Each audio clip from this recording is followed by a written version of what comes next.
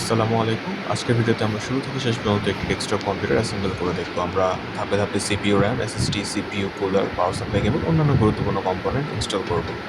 প্রথমে আমরা কম্পিউটারের কেসিংটির সাইড প্যানেল খুলে নিচ্ছি। সাধারণত পেছনের দিকে থাকা স্ক্রুগুলো খুললেই প্যানেল সহজে খুলে যায়। কেস খুলে নেওয়ার পর আমরা ভেতরের অংশগুলো ভালোভাবে দেখে নেব এবং কাজের জন্য প্রস্তুত করব। এখন আমরা মাদারবোর্ডটি দেখছি। এই মাদারবোর্ডের ওপরই কম্পিউটারের সব প্রধান কম্পোনেন্ট সংযুক্ত হবে। এখানে CPU socket, RAM slot, SSD slot এবং বিভিন্ন পাওয়ার কানেক্টর রয়েছে।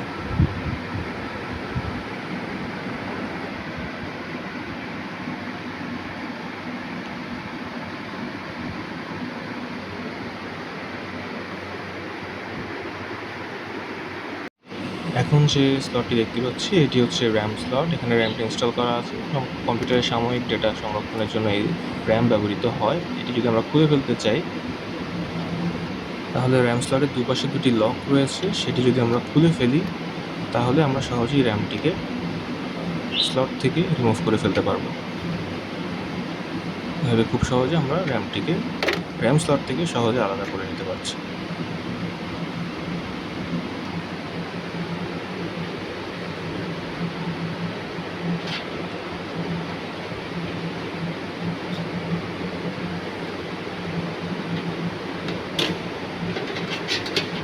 পরবর্তী ইনস্টলের সুবিধার জন্য আমরা র্যামটিকে পাশে রেখে দিচ্ছি। এখন যে স্লটটি দেখতে পাবো সেটি হচ্ছে SSD স্লট বা সলিড স্টেট ড্রাইভ। এটি রিমুভ করার জন্য SSD এর যে স্ক্রুটি রয়েছে সেটিকে যদি আমরা খুলে ফেলি তাহলে আলতোভাবে উপরের দিকে তুলে আমরা SSD তার স্লট থেকে তাকে উপরের দিকে তুলে বের করে নিতে পারবো।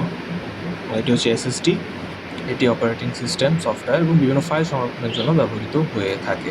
তো এটিকে আমরা আলাদাভাবে পাশে রেখে দিচ্ছি পরবর্তীতে ইনস্টলের সুবিধার জন্য। এখন যে কম্পোনেন্টসটি দেখতে পাচ্ছি এটি হচ্ছে CPU কুলার। এটি প্রসেসরের তাপমাত্রা নিয়ন্ত্রণ করে এবং অতিরিক্ত গরম হওয়া থেকে রক্ষা করে। এখন আমরা CPU কুলারের ফ্যান কানেক্টর খুলে নিচ্ছি। এরপর কুলারের স্ক্রুগুলো আলতোভাবে খুলে কুলারটি সরিয়ে নেব, ঠিক এইভাবে।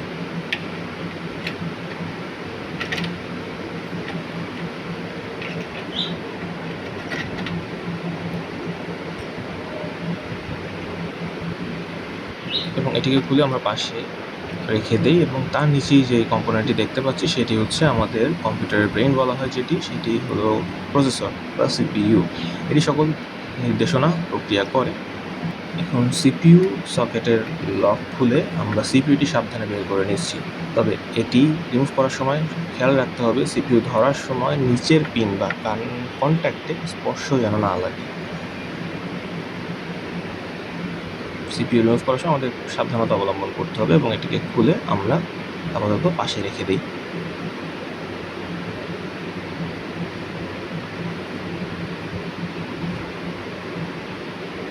এখন যদি আমরা পুনরায় ইনস্টলের কাজটি শুরু করি তাহলে এখন CPU এর ত্রিভুজ চিহ্ন সকেটের চিহ্নের সাথে মিলিয়ে বসিয়ে দিচ্ছি এবং লক করে দিচ্ছি,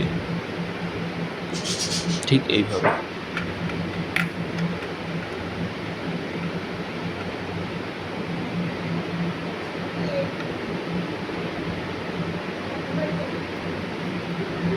তারপর আমরা CPU কুলারটিকে তার পজিশন মতো বসিয়ে দিচ্ছি এবং পজিশন মতো বসানো হয়ে গেলে এর যে স্ক্রুগুলো সেগুলোকে আমরা টাইট করে লাগিয়ে দেব।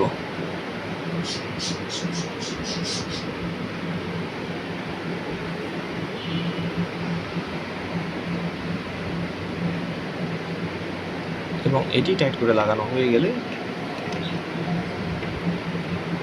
এখন আমাদের পরবর্তী কাজ হবে ভালোভাবে চেক করে নেওয়া যে কুলারটি ঠিকভাবে কানেক্ট করা হয়েছে কিনা।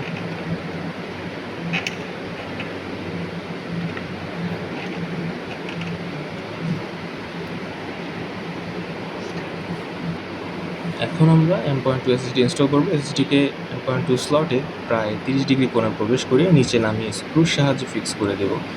এর মাধ্যমে অপারেটিং সিস্টেম এবং ডেটা দ্রুতগতিতে সংরক্ষণ করা যাবে।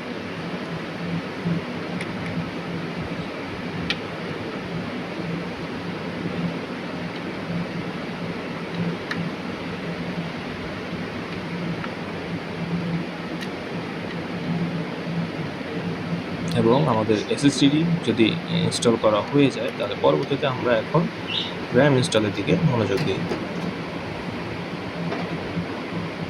প্রথমে র্যাম স্লটের লকগুলো খুলে নিচ্ছি, এরপর র্যামের নচ বা কাট অংশটি স্লটের সাথে মিলিয়ে দুপাশ থেকে সমান চাপ দিয়ে বসিয়ে দিচ্ছি। ক্লিক শব্দ শোনা গেলে বোঝা যাবে র্যামটি সঠিকভাবে ইনস্টল করা হয়েছে।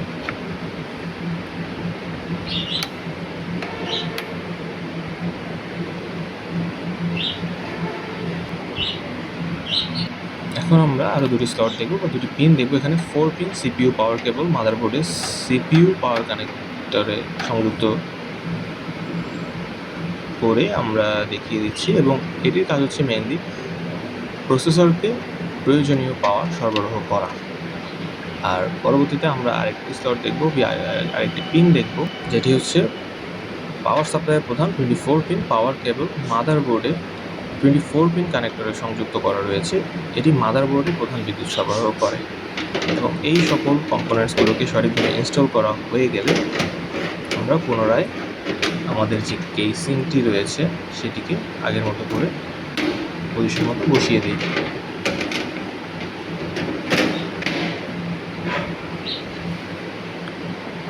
এবং বসানোর পর পিছনের দিকে যে স্ক্রুগুলো সেগুলোকে আবার পুনরায় লাগিয়ে দিই এবং লাগিয়ে দেওয়া হয়ে গেলে আমাদের পুরো ইনস্টলেশন প্রক্রিয়াটি সম্পন্ন হয়ে যাবে এবং পরবর্তীতে আমরা যদি পুনরায় পিসিটিকে কানেক্ট করি বা সিপিইউটিকে কানেক্ট করি আমাদের কাজ সম্পন্ন হবে।